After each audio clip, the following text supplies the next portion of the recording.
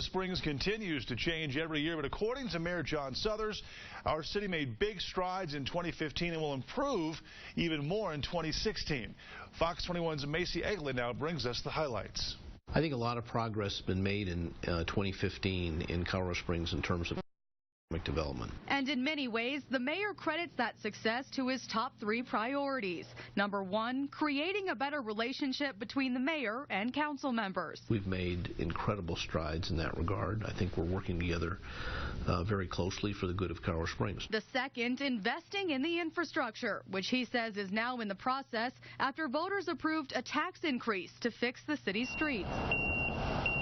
And the third goal, create more jobs. We created, we'll see what the final number is, but it appears between 6,000 and 8,000 jobs in El Paso County this year. Unemployment is now down to just 4.3%, but while we've met the mayor's goals, there are still issues he and the council need to work out, like a pending lawsuit with Pueblo over stormwater damage. We've set aside a dedicated amount of money, $19 million a year as a minimum for the next 10 years, to deal with stormwater issues. We hope we can resolve all the legal issues with that commitment.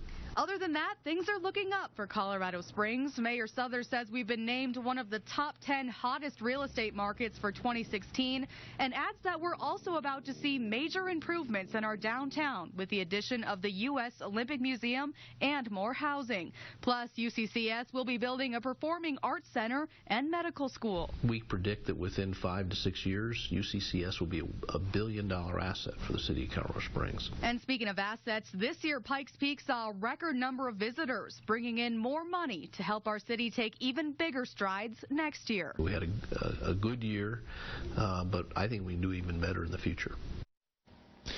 Well, one thing Mayor Suthers would like to see in the very near future is to increase the lodging tax for tourists renting rooms and cars. He says we could then use that money to advertise our city and draw in more visitors.